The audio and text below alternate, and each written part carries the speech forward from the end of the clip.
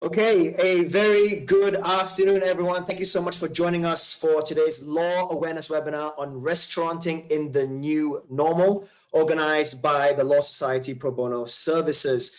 I'm Paul Foster, and I'll be your host for today. Please note that the discussion and any material provided in this webinar is not intended to substitute any form of professional legal advice. And of course, you should consult a lawyer if you require specific legal advice.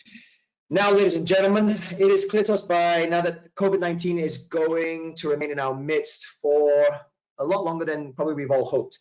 The economic fallout has been far-reaching, and the F&B industry is probably one of the hardest hit. Many of you are facing unprecedented challenges, a significant loss of income, landlord and tenant manpower issues, contractual disputes, and possibly more. Unfortunately, we heard from DPM Heng Swee Kiat yesterday that the nightlife industry is still unable to resume business. We'll do our best to kind of touch upon that sector of the F&B industry as well today. So if you've joined us, it's likely that you're hoping to obtain an update on the latest budget measures to discuss the best practices regarding safe distancing measures and perhaps obtain some sort of advice on dealing with legal disputes.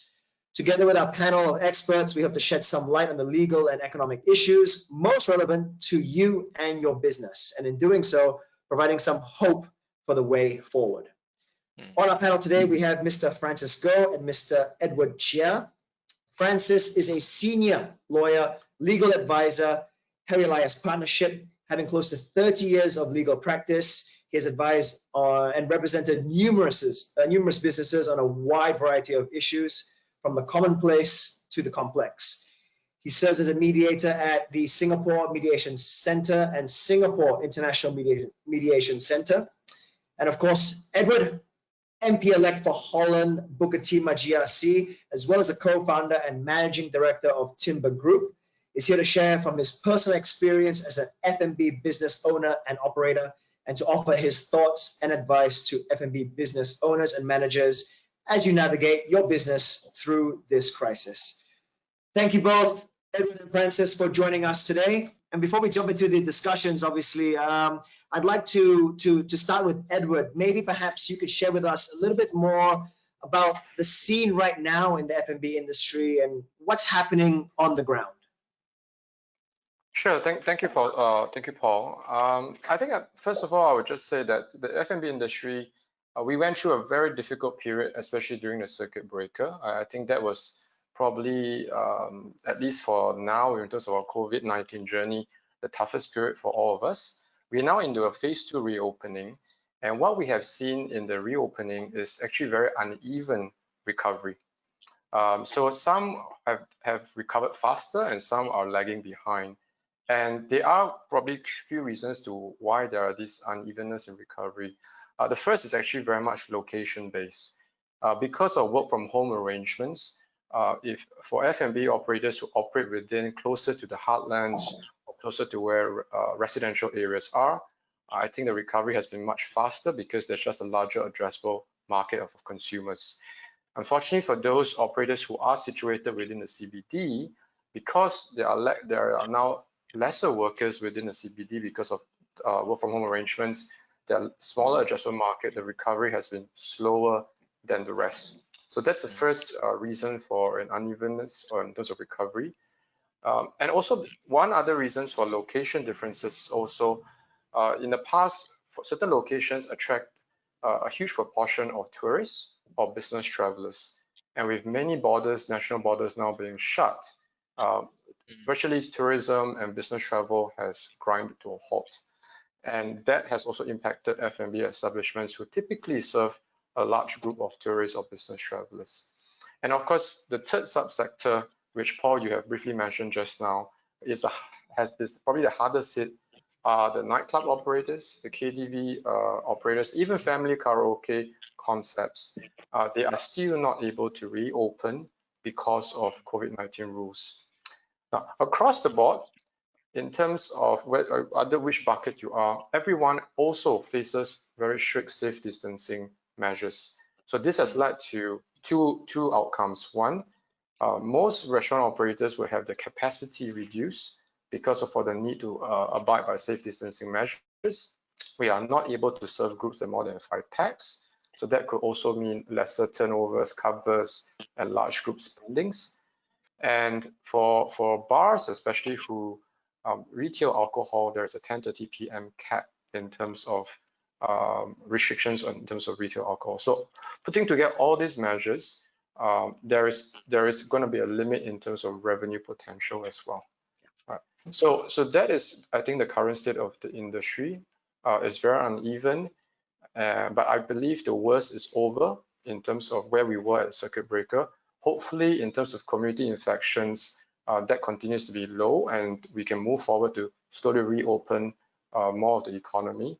And I think in terms of business recovery, that is the biggest determinant.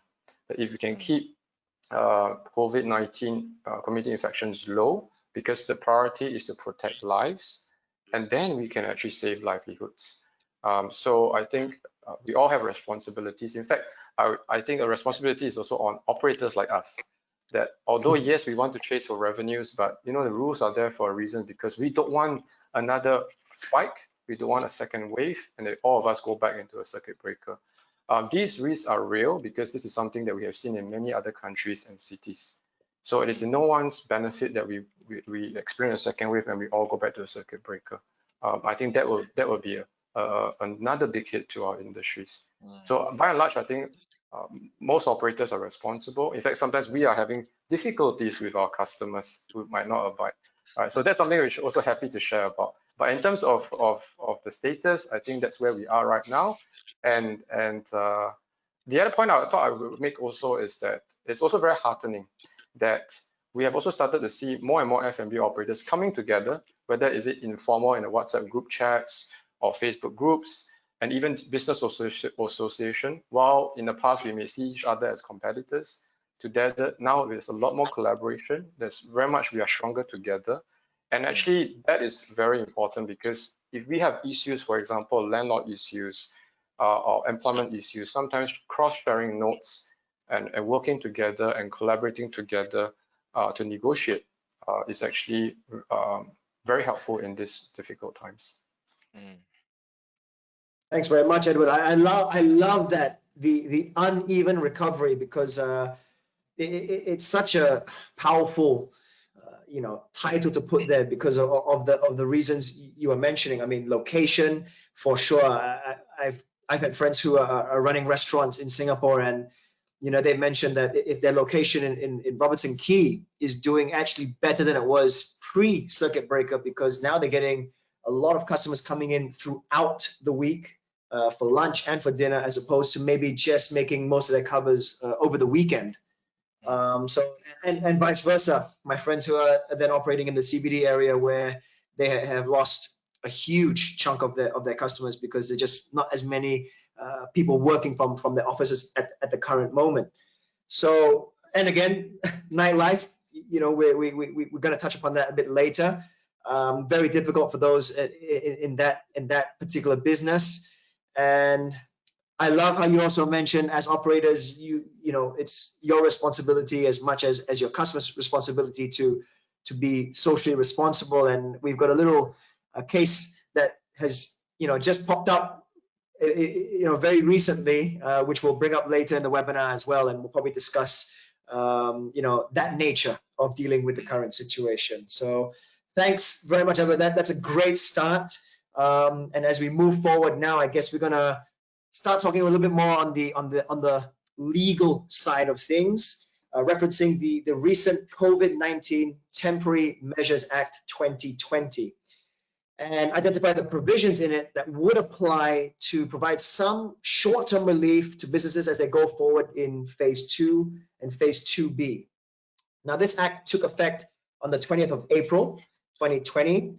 Francis, perhaps you could start us by discussing the broad categories of this relief offered under the Act and what would be applicable to businesses.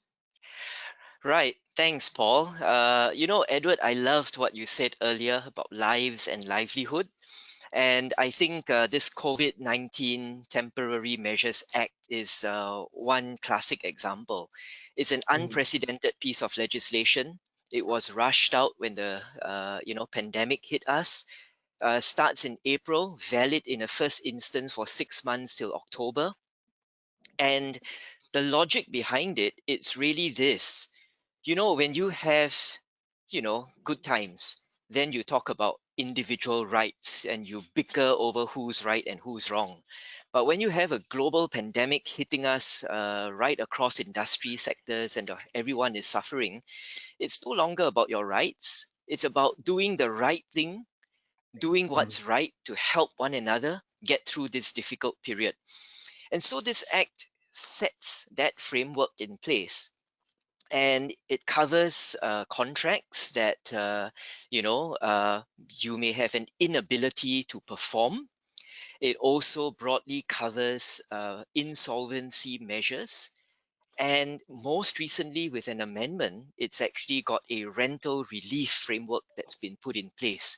I'm sure we'll have a chance to delve into all these details as we go through the scenario, but broadly, as you take a step back and look at it from a broad overview, this act doesn't override contractual obligations, it merely suspends them. It encourages parties to come together to talk about how to get through this pandemic together, overcoming the various challenges. But at the same time, there is a framework whereby assessors have been put in place by MinLaw, whereby if you run into difficulties coming to a mutual agreement, there's actually a very cost and time efficient process which you can actually go to get help. And we'll talk more about this as the program goes on. So back to you, Paul. Thanks very much, Edward. Sorry, thanks very much, Francis. So just to quickly kind of wrap up what you said, you're saying that quite interesting. You said the act doesn't override any issues. It just suspends. Is that up until just October? Okay, so yeah, that's a great question. And so let's think of it this way. There is a temporary moratorium on actions. So if you're a tenant, your landlord can't evict you or kick you out just because you're having difficulty paying the rent during this difficult time. At the same time, if you're facing challenges with suppliers, and they say, I'm going to wind you up.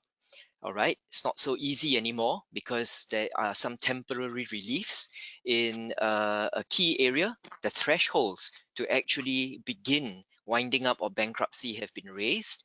So the idea here is to give a pause and cause everyone to reflect and relook their relationships, talk together. And we are seeing a lot of businesses realize that, hey, you know we can't sue each other at this stage, but we're all in a difficult time.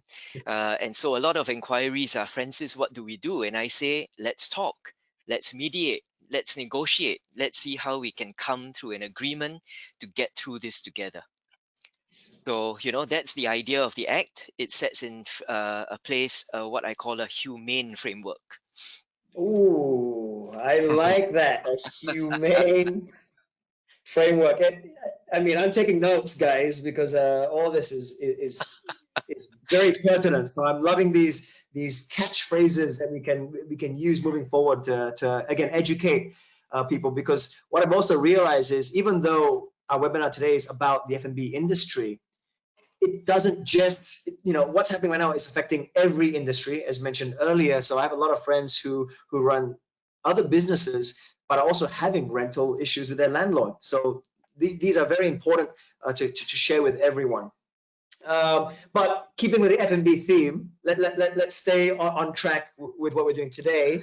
I want to discuss the context of a scenario. So on this next slide, you see Mark has a busy gastropub. Okay, he started this in October 2019.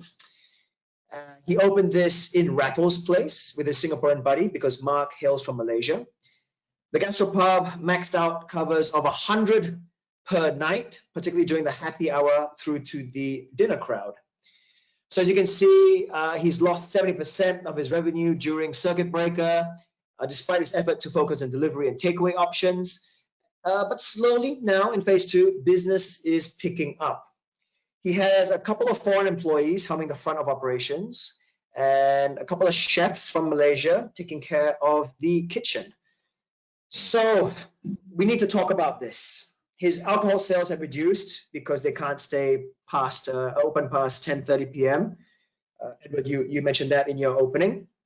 You also mentioned due to safe distancing, which is a very, very big measure we have to uphold now.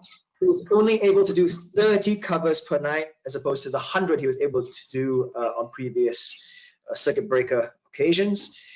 Obviously, again, with the location of his gastropub in Raffles Place, he has less customers because there's less people returning to CBD for business at the current moment, with many working from home. The rental waivers expired in July. Mark is now worried that he cannot continue paying his rent from August onwards. The landlord has informed him that there is an interest of 10% payable on any late payments starting from the 1st of August, which was not in the tenancy agreement. So like Mark, I have friends in the F&B industry who have shared that they're having a lot of troubles with this kind of denial, and I'll put that in exclamation marks, from their landlords when asking about these rental rebates. So I guess we need to just discuss kind of, how do people move forward from here? So Edward, I guess in your lifetime, have you dealt with landlords like this, or are you having similar issues with landlords, with your business operations at the moment? I guess if you were in Mark's shoes, what would you do? And what's the advice for F&B establishments who would face these kind of current problems with landlords regarding rental payments? And I know I asked a lot there, but I guess this is the general kind of, I think you're going to answer everything anyways within this one kind of big picture scenario. Sure, Paul. I shall attempt to answer all those questions. Okay, I guess firstly, I'll give a business perspective, and I think I'll leave Francis to talk about the legal rights and the legal mechanisms to deal with. But generally, I believe Francis will also agree with me that I think if there could be a way of a dialogue and a negotiation with the landlord, that's always more preferred, right, than to go down the legalistic route. Because I think I would urge both landlords and tenants to adopt a partnership mindset, that we are in this together, and it's in everyone's interest that we all survive COVID-19 collectively. All right, and if we have that partnership mindset, the downstream negotiations and discussions becomes, probably in Francis' word, more humane and more cordial, right? So firstly is that we have that approach, have that tonality, have that mindset first. So it will be probably a more productive conversation. From a business perspective, I can sympathize with Mark in terms of revenue dropping. There's a cap in revenue potential. So I would say, firstly, prioritize cash flow, look at fixed costs, and see how to actually manage those fixed costs. And for F&B, the two main fixed costs is usually rental and manpower. So in terms of rental, I would suggest having conversations with the landlord and to try to strike out a more variable rental model, because I think it's more equitable, where the landlord has some skin in the game, because if you do well, they get more rent. If you don't do well, you pay less rent. It's actually more reasonable this way, so that both interests are aligned to actually chart this new path moving forward. And then you have transformed a fixed cost into a variable cost. The second part, in terms of fixed manpower costs, I think most F&B would have benefited from the job support scheme that the government has rolled out. I think DPM Heng on Monday have also announced an extension to JSS for F&B businesses. But what is actually not much discussed and utilized, I believe, is actually there's also the enhanced training support package.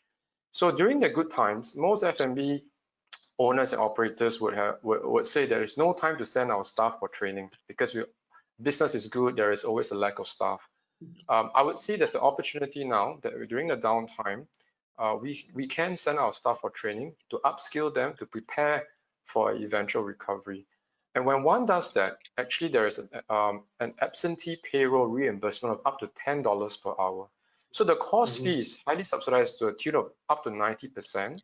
And for each hour a staff is at training, the company gets reimbursed up to $10 per hour. In most cases, even taking minusing the cost fee, it leads to a cash flow positive outcome for business. So that actually then reduces the manpower expenses. So it's two benefits. We have resources now and time to send our staff for training, but it also helps to reduce costs, fixed costs for folks like Mark. So I would say maximize these programs, and there are many training providers, credible training providers out there. And I believe WSG and SSG has scrutinized the curriculum so that it's certified by the government, so that quality there is certain minimum level standards of quality as well. So the third part is, I mentioned about stronger together. If there are opportunities where F&B can work with each other to do secondment of staff, because none of us want to, our people are our greatest asset. So instead of letting go of our people, you can do temporary secondments to other F&B operators who may be recovering faster and in need of temporary staff, and they don't want to commit to a fixed head count. We can also, I will also encourage temporary secondment opportunities. So those are, I think, some practical approaches to help operators like Mark reduce fixed expenses.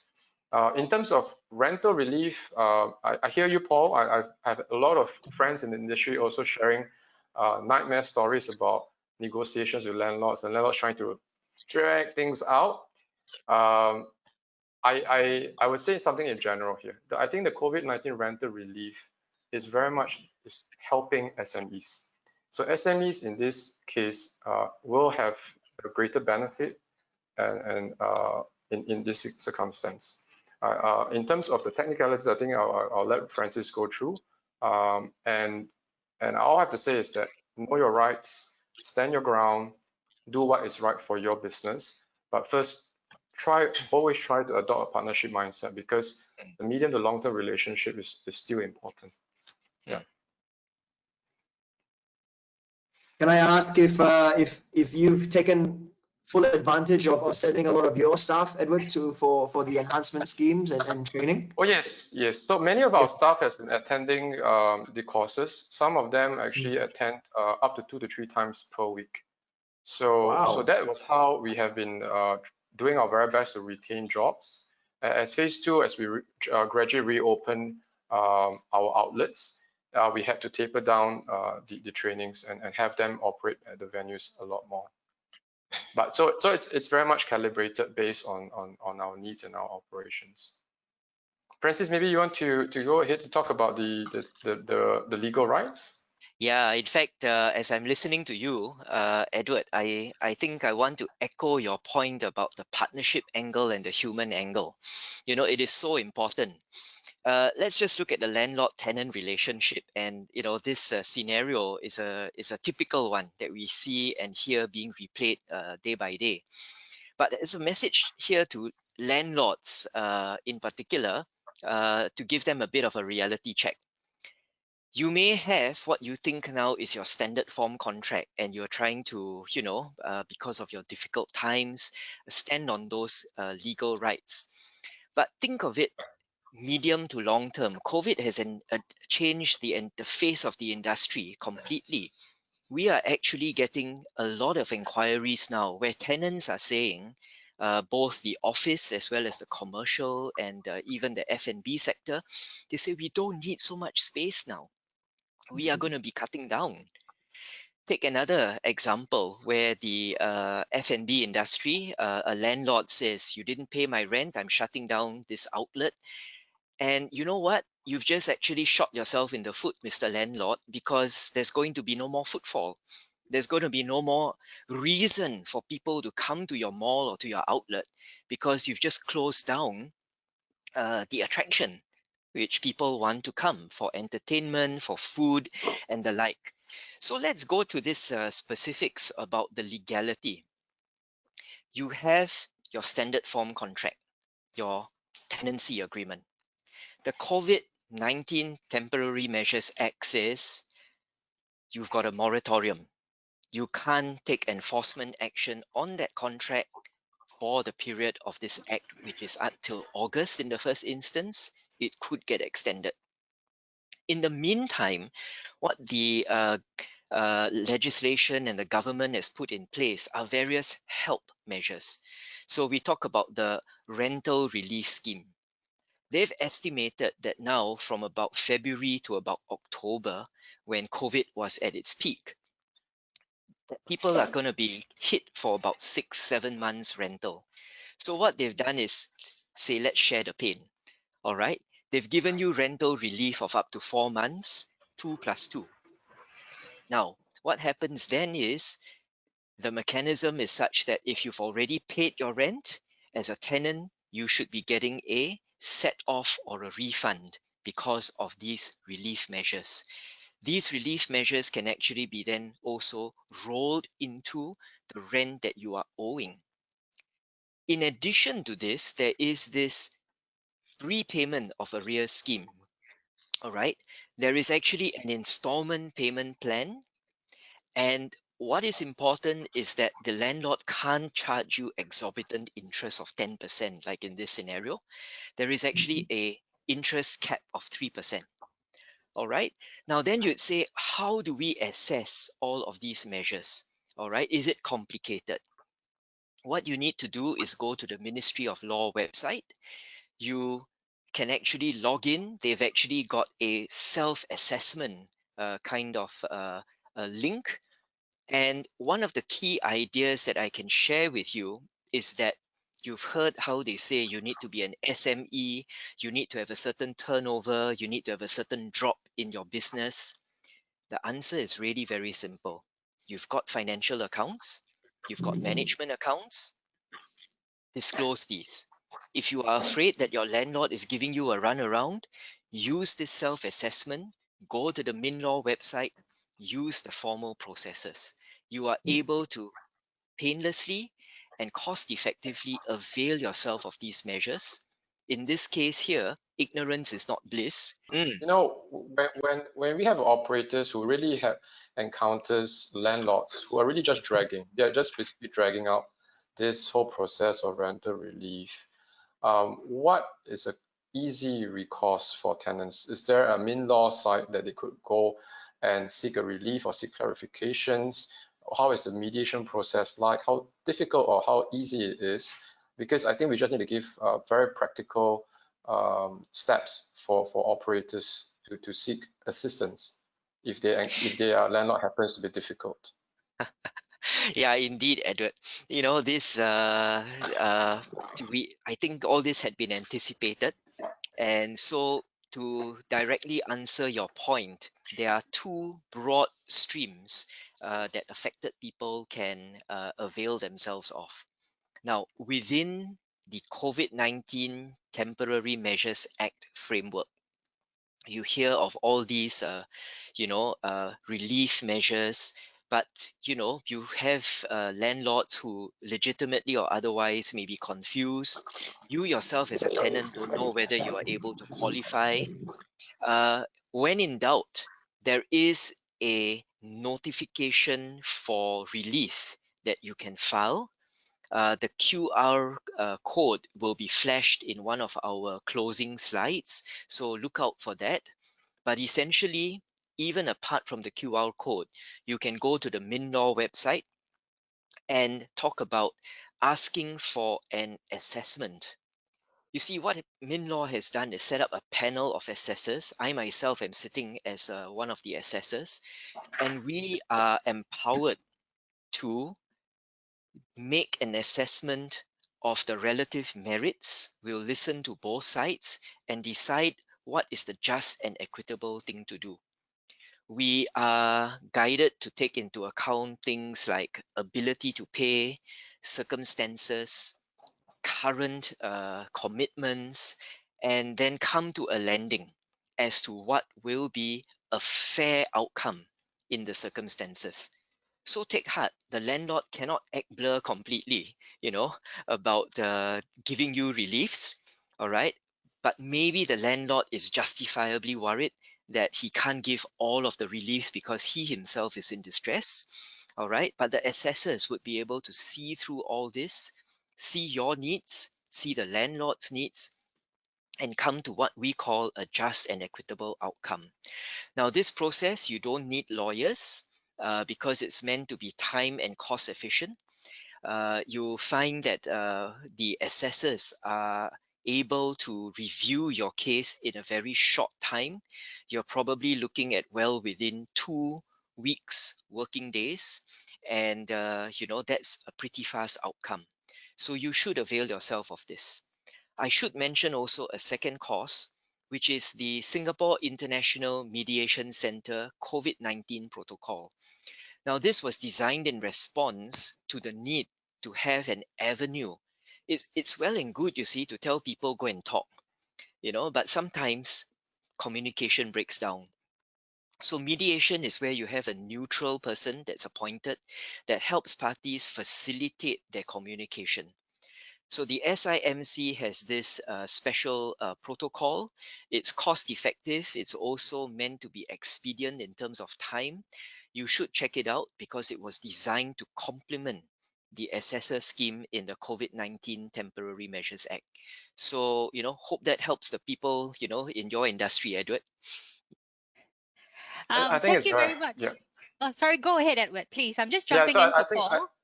I think that's very helpful because many of the times when I speak to industry partners and colleagues, sometimes they're just helpless, and the instinctive reaction is to hire a lawyer, and it might not be very practical in such times where we are all struggling with cash flow. Some are already losing money, so we don't want to increase expenses. So it's great to hear that they're actually cost-effective, fast and easy ways to seek recourse. Yeah, and I hope that's clear for everyone. Thank you very much, both of you. While we wait for Paul to sort out his technical stuff, I'm going to do a little bit of a voiceover. I'm Morgana from Law Society Pro Bono Services. It's very interesting what we have heard so far. So we're going to go move next to something that's very interesting and that's been happening a lot in the news. It's compliance with new safety regulations. Now, let's talk about this, the safety management measures business that is required to carry out when they reopen for dine-in services, right? So safe distancing, queue management, crowd management, contact tracing, health checks, cleanliness and hygiene, like your constant temperature taking where you're going to a restaurant, pre-reservation and certain time slots. So I want to throw this question to Francis, right? Francis, so what happens when Mark or anyone who runs an F&B place fails to comply? I know it's tough, we need the business. I've got friends who are crying, as like what Paul said, we need to do the covers, we can't do covers anymore, 100 covers and now we can do 30. So tell us, or tell my friends at least, what must they do to comply so they don't want to get fined. Francis? Okay, I think the first and most important thing here is to get yourself updated at the relevant ministry websites, your sector specific, safe management procedures. But having said that, compliance is a deadly serious thing. The COVID-19 Temporary Measures Act actually has sanctions. If you breach it, you can be fined up to $10,000, all right, with imprisonment of up to 6 months or both. A second offense is going to run into a fine of 20,000 or imprisonment of up to 12 months or both. All right. So I understand that these sound like terribly severe penalties, and I want to shift here the focus not so much to the operators, the F&B operators, because I think by and large they are responsible people. They are serious businessmen who want to begin their business again, take care of their staff, and they want to do what they're passionate about, which is serve food, serve the experience, all right, and give people a good time. So my focus is really to the patrons. If you love your food, if you love your F&B outlet, please comply with whatever guidelines they have put in place for your safety and for your enjoyment. you know, it's going to be extremely irresponsible if the outlet is going to get sanctioned because of your poor behavior, because of your refusal to take temperature, because of your refusal to stay in your groups, and because you've just been carousing. All right. Now, for the F&B operators, I want to suggest to you something that's just beyond the COVID 19 Temporary Measures Act kind of concepts. You are the occupier of your premises. You are entitled to take control of who comes onto your premises and to dictate the terms. I know that seems to be a bit counterintuitive because in the good times it was customer is always right, and you F&B operators feel like you're on the back foot. But I think here is where, citing the government regulations and guidelines, you can actually be upfront to tell your patrons either on notices or at the entrance that these are the so-called rules of engagement in your premises, and you reserve the right to ask them to leave or to call the police if they flout those rules. All right. Understand. I know it's tough because you're trying to say that good business, you need to be a good patron, you want to be nice to the customers, but you flip it around, the customer's not being nice to you.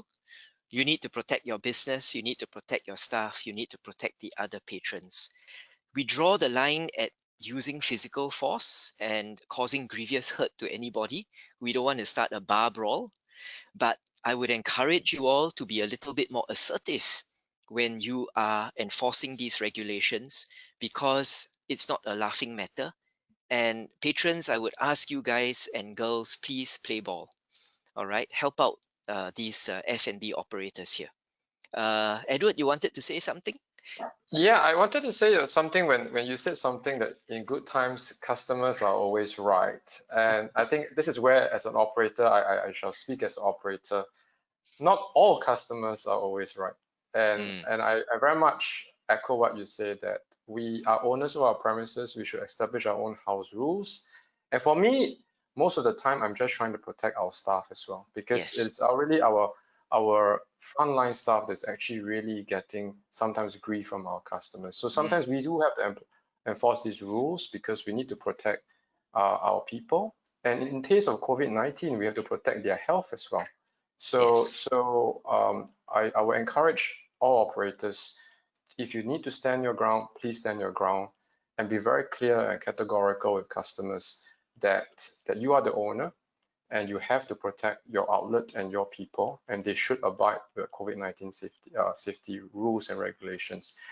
Having said that, I think by and large, most customers are reasonable. In fact, I think today is almost second nature that people know how to scan QR codes because of safe entry. So I think I have faith in our customer base. I have faith in Singaporeans that we all, by and large, all very much socially responsible, and it's not all doom and gloom. Occasionally you get some black sheeps, but I believe this is few and far in between. Everyone is actually, and that's probably a reason why our community infections have been dropping, because that's really a wide whole society community effort that we are battling COVID-19 together. Yeah. In terms of mechanisms, I recall actually in March, it was a lot more difficult for operators because we had to come up with our own system of contact tracing. We were also concerned about how much details we can get from our customers and what was required. And some had Google Forms, some had paper, physical forms. And very quickly, we now have a safe entry mechanism. So that has made it a lot simpler for operators. We don't want to hold too much sensitive data as well. So now we don't have to. And it's also easier for our consumers.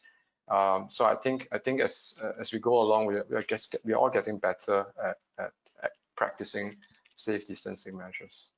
I wanted to bring up this very recent Facebook post by Sid, who was the owner of Vatos Urban Tacos at South Beach and Vatos Quintana at Holland Village. And I'm sure we've all heard about this case study where he was having customers booking tables of 5 and trying to intermingle throughout dinner.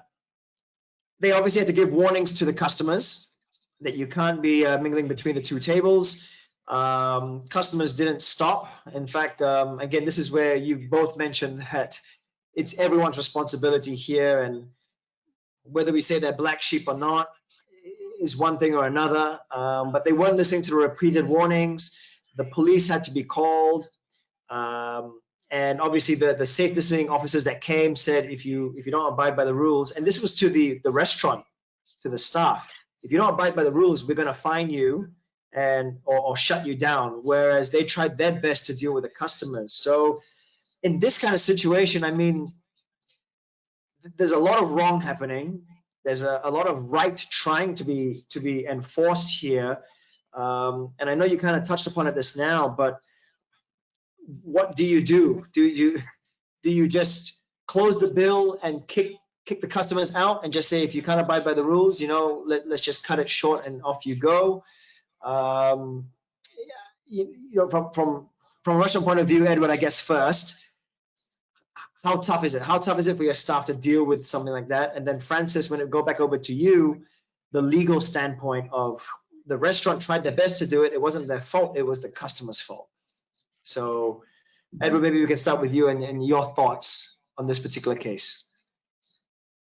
Yes, I think it's a very difficult situation for Sid. I know Sid personally, and he's a great guy. He's a great operator and responsible operator. And in this case, I think he was just trying to do the right thing.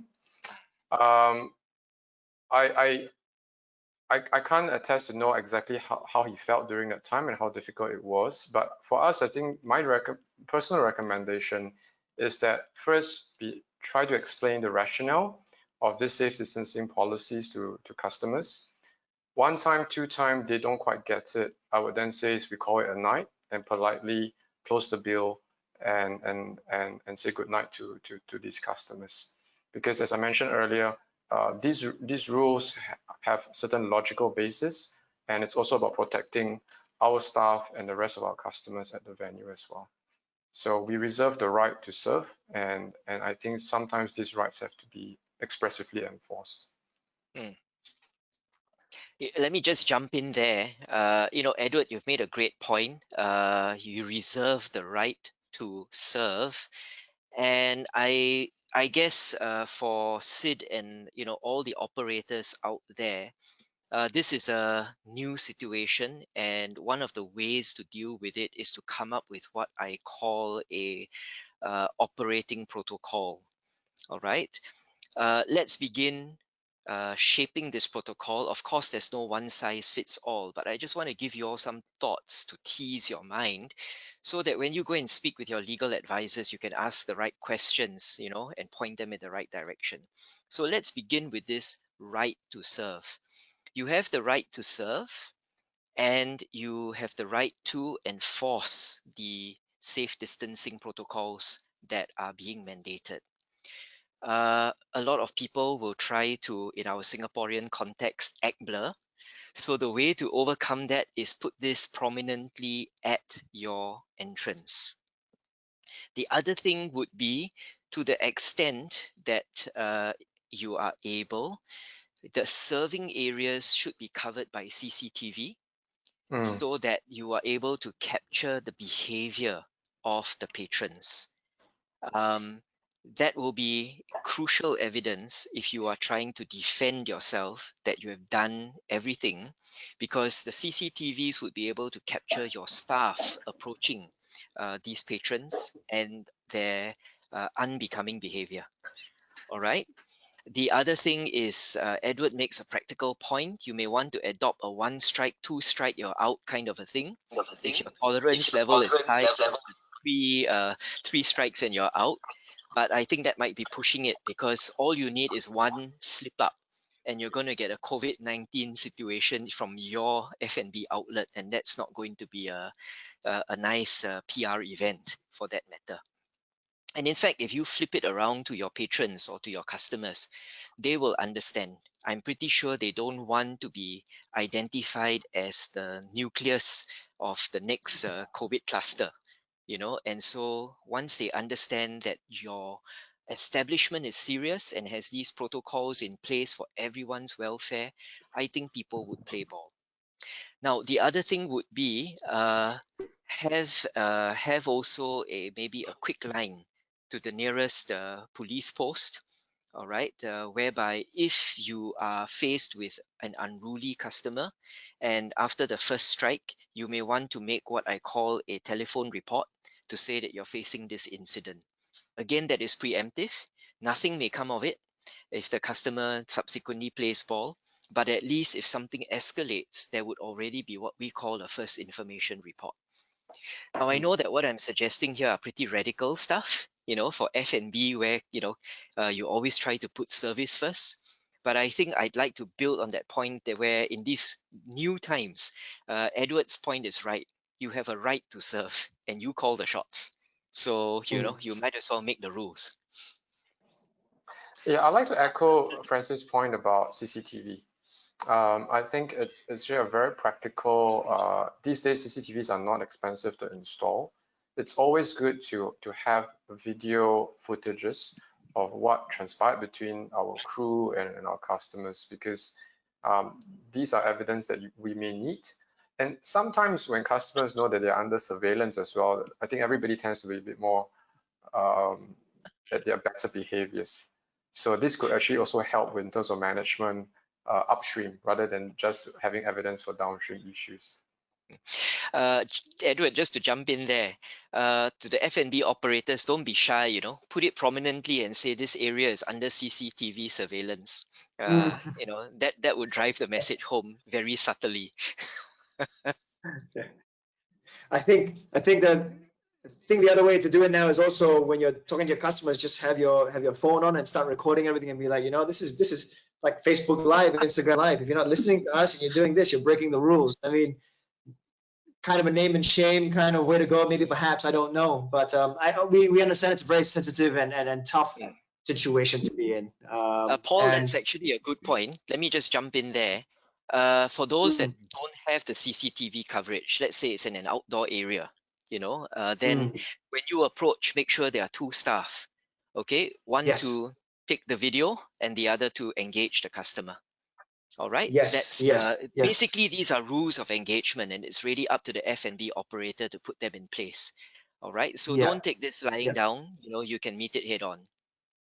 Yeah, I mean, it's not the best culture to promote in that sense, but that's kind of what we've become, where in order to kind of have that evidence to show that someone is in the wrong, and the video is a very powerful tool. And when stuff like that goes viral, I mean, it's not to shame someone as per se, but it's just to show that you weren't behaving according to our rights and the law, and so therefore you are wrong. And if you're not going to listen, it's going to go out there, and your face and your name is going to be made big. So not the best way to go, we understand, and I guess it's a very fluid situation, and everyone needs to kind of deal with it as we go. But thank you very much for both your insights there on how to deal with difficult customers if it goes down that road, because at the end of the day, we still all want to have a positive dining experience. People want to go out and enjoy themselves at restaurants, and restaurants want to have their customers for income and to keep operations going. Now we just need to find that nice sweet spot where everyone can have the success of our new normal. Yeah, Paul, I think it's just about recalibrating. It's just about recalibrating and coming up with adjustments to this new normal, as they call it. But I'm pretty sure, I'm confident that we are able to find that sweet spot, as you say. Yeah, totally agree. Okay, so gentlemen, let's move on to our next slide, which is manpower. So perhaps not all, but some of you may be faced with manpower issues. The good news is that this Monday, our DPM has announced an extension to the job scheme to March 2021. So this is something that Edward, we already touched upon. But could you maybe expand a little bit more, perhaps, what this means if we've got this extension till early next year, till March 2021? Sure, Paul. So essentially, most would have understood and experienced the benefits of JSS, Job Support Scheme. It is really meant to help business owners to defray some of the manpower costs. So during the circuit breaker, it was up to 75%. And after circuit breaker, it was 50%. And I think now we're just tearing it downwards to about 30%. Initially, it was supposed to end this month in August. So what DPM has now done is he has extended this all the way to March 2021. I believe the next payment would be in October, and then the following last payment would be in March. So this is really to help in terms of cash flow, at the same time also for cost mitigation purposes. The intention is to help businesses retain our biggest asset, which is our people. So that's one. There is also a new feature in what I think DPM has announced on Monday, which is actually a new hiring incentive. I think about $1 billion has been set aside for this. And this is to actually encourage companies who are recovering faster and who may need to hire more staff. And the new hires would also have a new hiring incentive. So this is really to probably supercharge a recovery for those who are recovering faster. And the way to supercharge is also to help reduce costs for new hires. So some details I think is going to be progressively announced by Ministry of Manpower, but it's very much designed to save jobs, save livelihoods, and to help companies save and retain our largest assets, which is our people. Mm. Yeah, and I think I earlier mentioned about the enhanced training package as well, absentee payrolls, those would still remain. Yeah. So obviously, I mean, all these fiscal measures are excellent, and it's very possible that operators are facing a situation where they can no longer still retain their staff, even though there's these new features that are coming in to help. So in this difficult situation, if a business is unable to sustain the cost of maintaining its employees, I guess what are the other options, Francis, from a legal, I guess, point of view? What can F&B businesses do? Okay, it's tough discussing these kind of options in these difficult times because obviously, legal rights can sound very cold and clinical. So let me try to humanize it this way. All right. Your business is essentially the lifeblood of, you know, what you set up.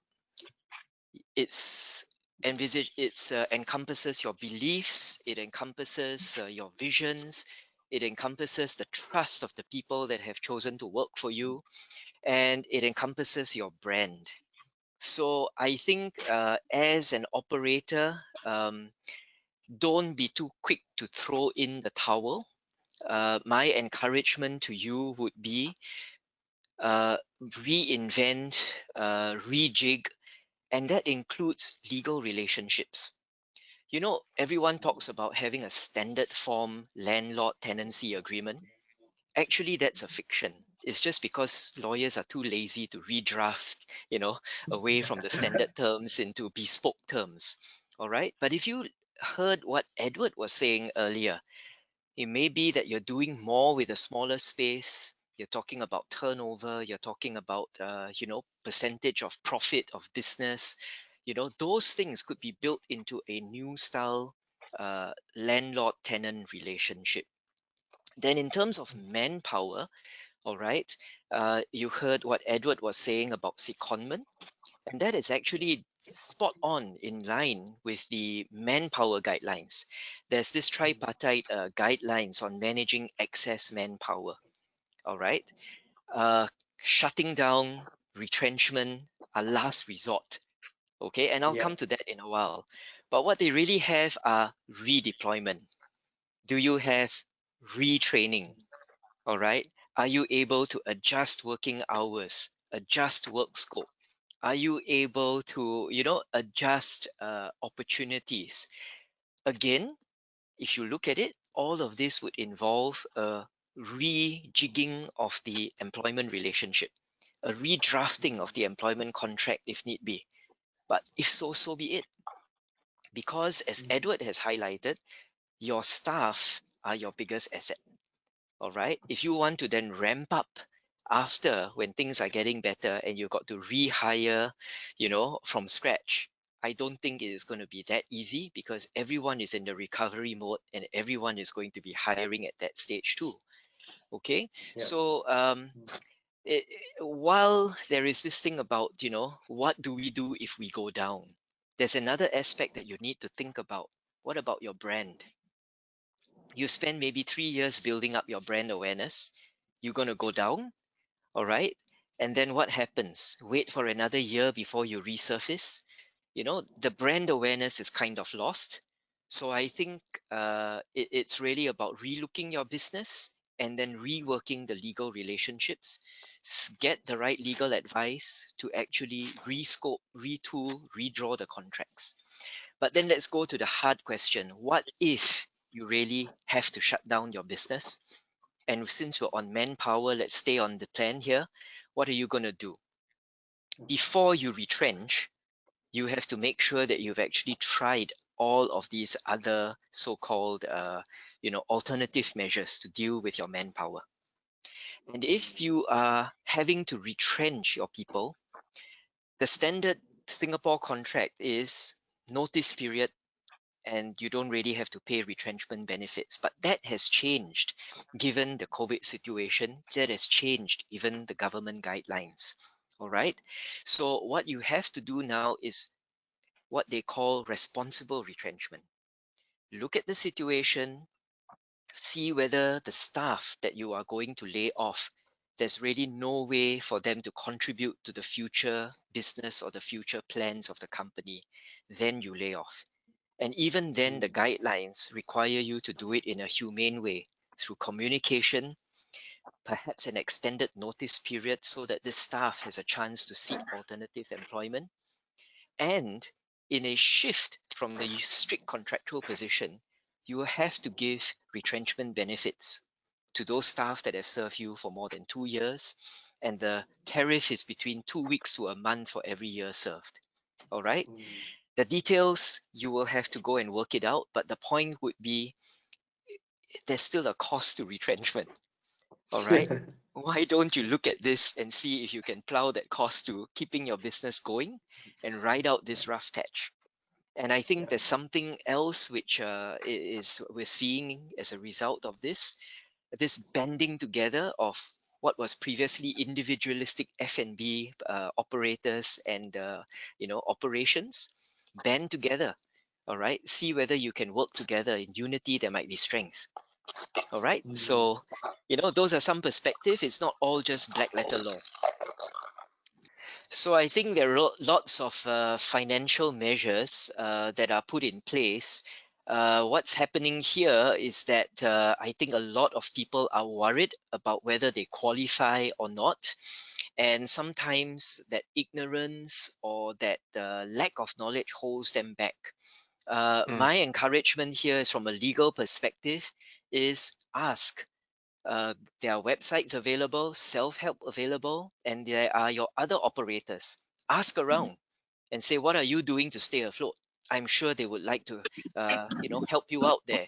And Edward, maybe you can chip in Yes. to share some perspective on what's happening on the ground.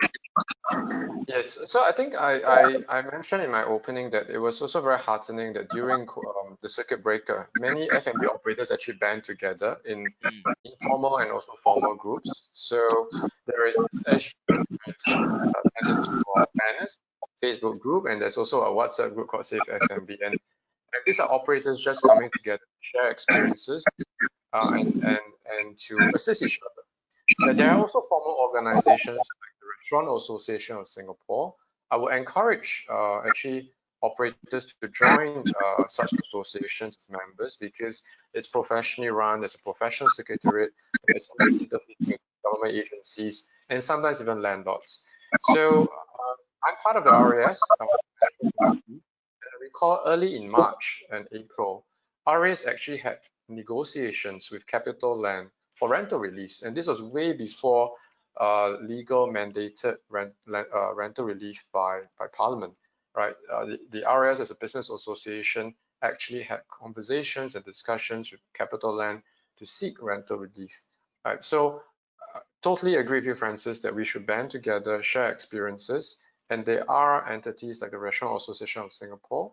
I think we were going to speak, we'll chat a bit about nightlife operators later, and I'm also involved with the Singapore Nightlife Business Association, and I can be very upfront that we are now really brainstorming as to how to help our nightlife operator members as well during this crisis. So the message is you are not alone. There are organizations and groups out there. Reach out, have conversations, and I'm very sure some of us will be able to assist. And really, let's take a collective approach to survive COVID. Yeah, I think that has to be the way to go, Edward. And even the legalities, don't let it be a source to divide you. Always understand that the contracts that you sign, the relationships that you enter into, those are a reflection of that business that you are trying to run. It shouldn't be a case of where the contract then is now governing or dictating what you're doing in the business, because that's to have it, the wrong way around. All right. Legal is always subordinated to your business objectives. Business, it should be supported by legal. All right. Let's just move on to the next slide and talk about the worst case scenario. In spite of the many initiatives set up to help businesses survive this crisis, some of our participants may be faced with concerns about bankruptcy and insolvency. Of course, we've been talking about that just.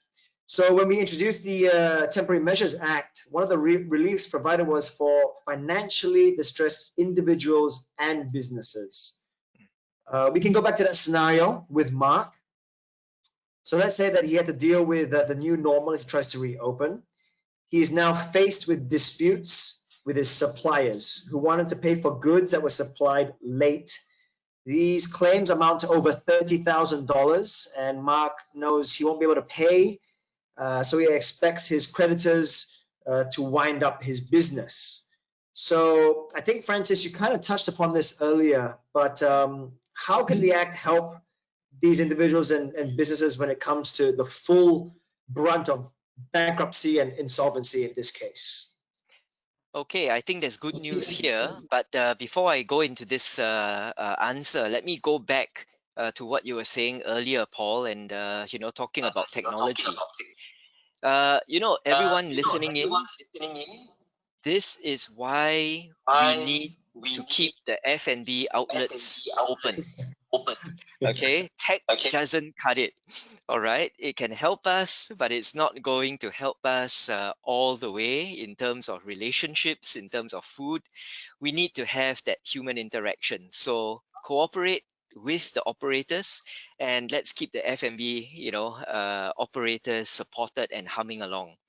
So in a worst case scenario, most people talk about closing down, and that in our legal terms, it's called winding up.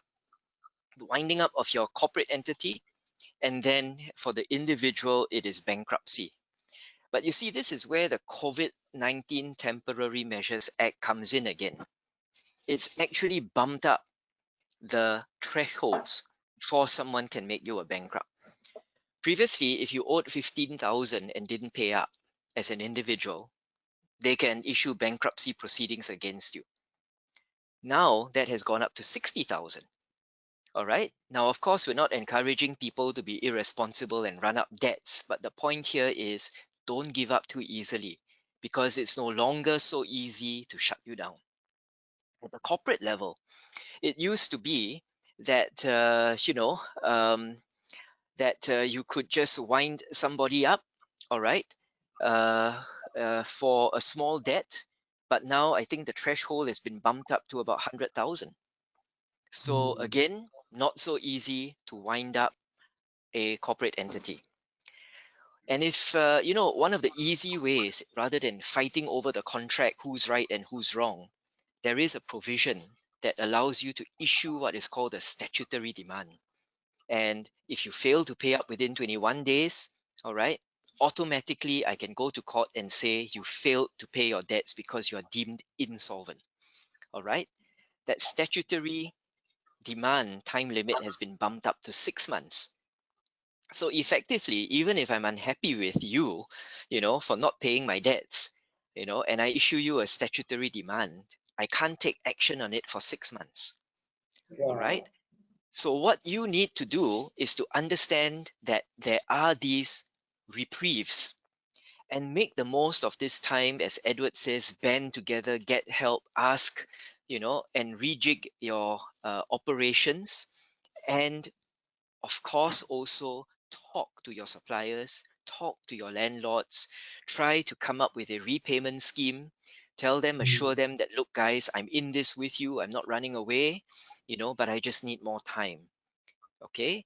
And rather than just shutting you down for $100,000, I'm sure they'd rather have that $100,000 repaid to them over time through a scheme which you can negotiate with them. All right. And for those of you who are directors, and if you're worried that you're operating what is technically an insolvent company, don't worry. All right. If the debts are incurred in the ordinary course of business during this period, you've got some reprieve as well. All right. Now, the technicalities, of course, have to be worked through with your lawyers. All right. But hopefully, this arms you with some information so you can ask the right questions. Back to you, Paul. Thanks, Francis. I learned quite a lot there. Again, I've been adding to my notes because those are all very important. And I dare say there's a lot of people who haven't realized all those additions and changes to not just amounts but time. This time that's very important to help create a buffer and hopefully then at least with this, like both of you have mentioned, you can start to open a dialogue and start to talk. Listen, everything's been bumped up. We're trying to buy ourselves some time, but let's establish a partnership here as a collective and try to move forward together. So I think very, very important. But one thing that keeps coming up, this new kind of tagline that people are using of the force majeure. So, is COVID right now? Is this what it is? Is this force majeure, or what's going on where people have been throwing this around to say, well, it's something that we're forced into at the moment. It's out of our hands. So, what's the difference between that and I guess a frustrating event, so to speak? The differences. Okay, let me give you a handle on it. All right. Okay. Force majeure is meaningless unless they have that clause in their contract. All right. So if somebody throws you a force majeure and call COVID-19 is a force majeure event, ask them to show you in your contract where they have a force majeure clause. A force majeure relies on an express term that talks about where if there is a specific named event that happens, it excuses performance. If you don't have that expressly in your contract, force majeure cannot apply. All right. Now, what do you fall back on would be then the doctrine of frustration. The doctrine of frustration has two key parts. The event was unexpected and has now made your obligation something completely different. Okay? Some people use the word impossible to perform, but then, we lawyers love jargon. So the idea here is, is COVID-19 such an event that has made, what you're supposed to do in this contract impossible to perform or so different to perform? And not only that, force majeure, frustration doesn't come cheap or doesn't come without any strings attached. The court expects you to have taken mitigating steps. In other words, before you can invoke frustration, they're going to ask you, what have you done to minimize the impact on you? What have you done to actually see if you can work things out? So while people can use these two terms to try and bandy them around, really the alternative suing on these two concepts is not easy and it's not cheap. And hence, the COVID-19 Temporary Measures Act is so timely and so important because it actually, as I said, forces people to take the humane approach. Pause, sit down, talk it out, and probably you can solve the problem that way. Right? Back to you, Paul. Thanks, Francis. Awesome. Yeah. Again, difficult, but we're all here together, and we're all in this boat and trying to survive these waters. So, that kind of brings us to the of today's webinar in terms of what we try to cover. We've gone through the act in some detail. We touched on the budget measures that would help small and medium-sized businesses cope with the current crisis. So I think now let's open up to some questions, because as I mentioned earlier, we've got some great questions that have been written in. But I've got one to kick us off with. So I'll start with this, gentlemen. Bars and pubs are still open, and when we speak to licensing board about our license being later when we can open or do what we need to do, we get some refund. The reply is very blunt: no. If you do want to continue, you have to cancel your license. So what are your thoughts about the nightlife industry not being able to operate?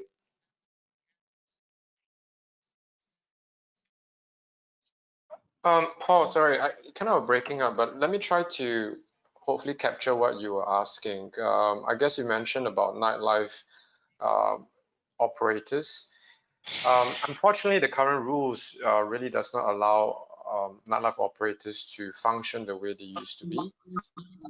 There are now, I believe the agencies are working very hard with the industry. The Singapore Nightlife Business Association is actually in constant discussions with the agencies to see how best we can help some of our operators to pivot into other kinds of F&B concepts. So I think a lot of the focus and resources right now is to see how they could remodel, repivot, change a bit of the licenses so that it'll be more F&B than bars or clubs.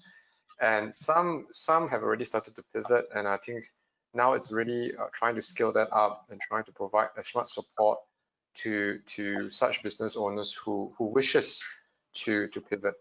Ultimately, it's still the choice of business owners whether they like to pivot to a new concept, or some might choose to hibernate, or some might choose to wind down. And I think when Francis spoke about the winding down process, I think that gives the legal framework has created higher threshold. From business terms, I usually call it longer runway. Sometimes we just all need a longer runway to recover, or a longer runway to pay off our obligations. So the framework today provides that longer runway. And just basically, I believe there will be a time where we beat COVID-19 decisively, that we will go back to certain normalcy. But what we don't know is when.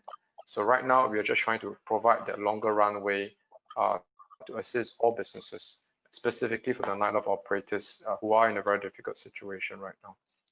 Yeah. Let me just jump in here to add a spin on the legal aspects to it. If your license is narrow and specific, then I think your options are fairly limited, and your choices a bit stark, which is why what Edward is saying is so on point. This thing about pivoting. So I think maintain your current license by all means, because that's what your concept and your branding was built around.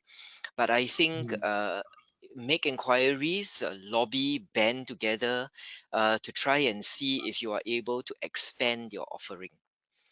Now, the other aspect is for a lot of these, businesses that still cannot open, there are three broad areas that you're worried about.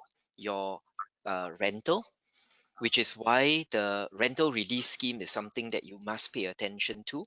And I encourage you to go look into the details. The other, the JSS, is probably going to be so necessary and important to you because manpower is going to be something that's lying idle now. But at the same time, you want to possibly use this opportunity to retool or reskill them. So the JSS is probably going to be useful to you. And the other aspect then would be looking into how you can increase your business offering. All right. Now I know that these, to the listeners, you may be saying, I'm facing an existential issue here right now. You talk to me about all these airy fairy things, you know. But here's the key: the COVID-19 Temporary Measures Act and all these help schemes have, as our panelists and Paul was saying earlier, given you this reprieve, this window of opportunity. It's not like as if you're on the rental relief scheme that you must pay your rent tomorrow. All right, you've got time. With the GSS, you don't have to necessarily lay off staff. You can redeploy them, you can retrain them, and that gives you time to reimagine your business. So I share the hopeful words of Edward.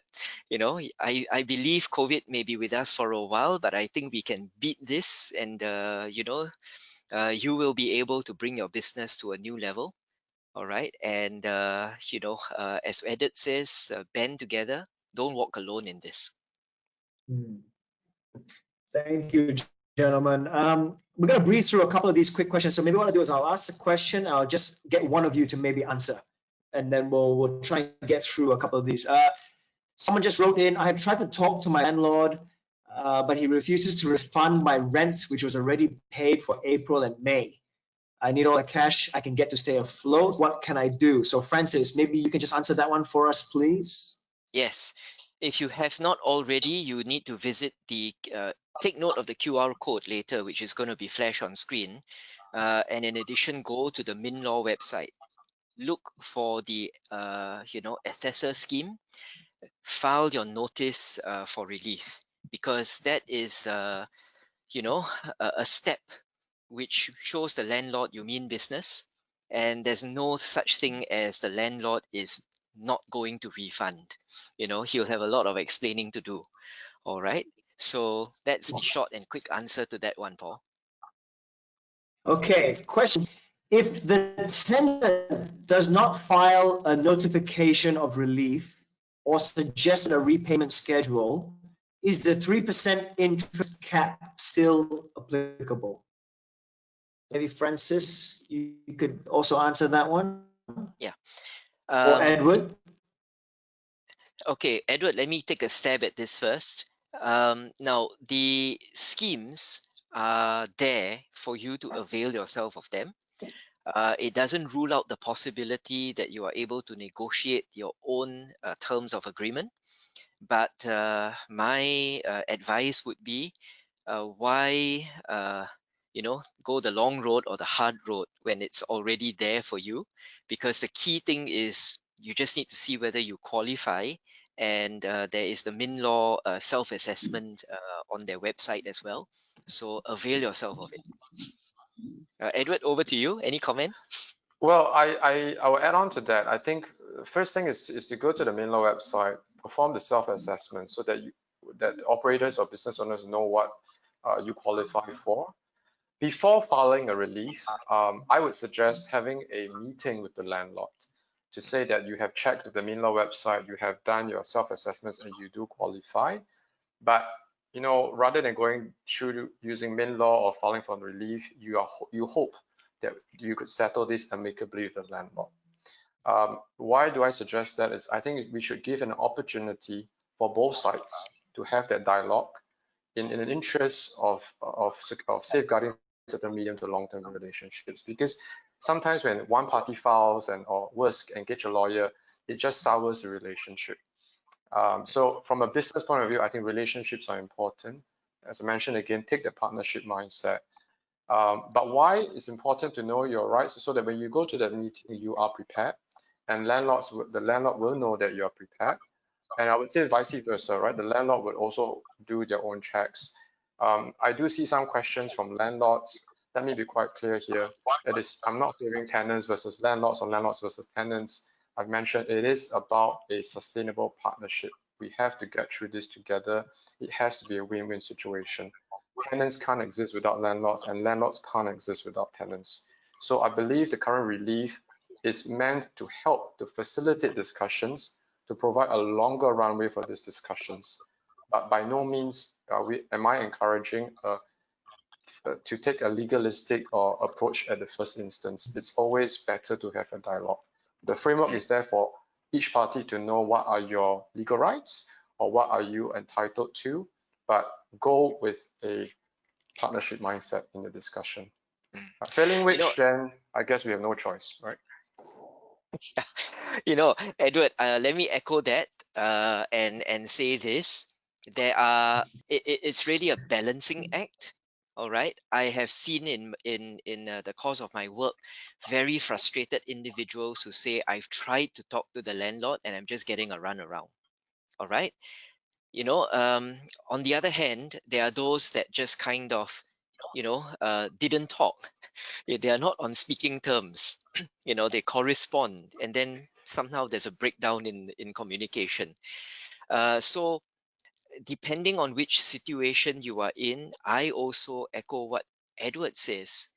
Relationship comes first. If at all possible, communicate.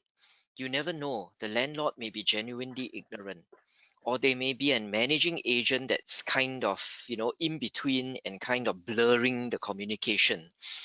So there's nothing like having a dialogue directly with each other.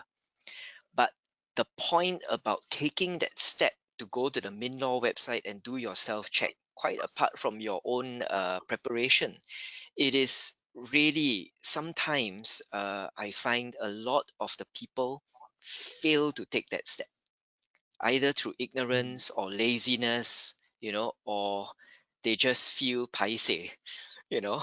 But I think in the current situation, paiseh, by the way, means you feel awkward. All right.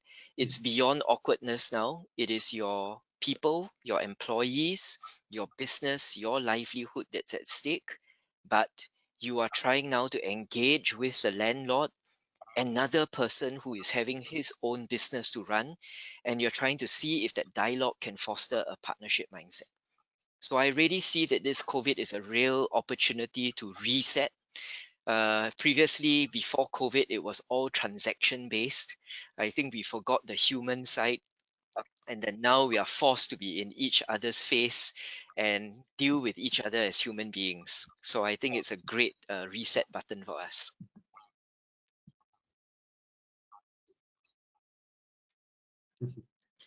Very nice. Okay, gentlemen, that probably takes us to closing off today's webinar. It's been fantastic. There are a few questions still here that we won't have time to answer. So for all our viewers, if you ask your questions, you still write in, and someone will get back to you. So please also remember that you can download the useful resources regarding the issues discussed today using the handouts panel in the control panel. Before we leave, obviously, maybe just one quick wrap up from both Edward and Francis about their word of advice to friends in the F&B industry as they're going through this new norm, and I guess how our participants can go forward. So maybe Edward with you, and then Francis, you can just follow on straight away. Sure. I think for me, it's really to say that these are difficult times, these are challenging times, but you are not alone in going through this. Come together, let's have dialogues. You could look me up on Facebook, and you can look me up on my Facebook page if you want to get a direct contact. I'm happy to have a conversation with you. I'm also part of the Restaurant Association of Singapore and the Singapore Nightlife Business Association. Do join us if you need help. So that we could collaborate with you, we could assist you, and walk with you through this journey. So you're not alone. Yeah. And on that note, I think from the legal aspect, we want you to know that the legal resources are there. As you approach this situation, don't approach it from a case of my rights versus your rights. Rather, it is about how can we get through this together. Things like dialogue, things like seeking the necessary reliefs. These are all part and parcel of that overall package to help all parties. As Edward said, it's not as if it's landlord versus tenant, or F&B versus customer. It is about how all of us can band together and understand that the legal supports this human interaction. And so with that, I hand it back to Paul. Thank you. Thank you very much, gentlemen. And with that, all our viewers, I hope you've enjoyed today's webinar. Your feedback will help us make future webinars more relevant and useful. So once you leave today's webinar, if you will receive a survey, we'd really appreciate your feedback on today's session. Except for my technical difficulties, don't need to mention that, we know that already. But for instance, if you're interested to talk about digitalization and internalization, please do let us know in your comments. And of course, on behalf of the Law Society Pro Bono Services, thank you very much, Francis and Edward, for spending today with us, for all your wonderful insights. They have been wonderful to share and very, very educational. Of course, to our viewers, if you have any questions that require further advice, please send it to our email at lawscoprobono.org. That'll come up at some point just at the bottom there on the screen. And of course, we want you all to keep on staying safe. Thank you for joining us. Have a great day service ahead and beyond. Take care. It's been a pleasure. Thank you very much. Thank you, everyone. Thank Thanks, you, everyone. Edward, Paul. Stay Bye-bye. safe. Stay safe. Bye-bye.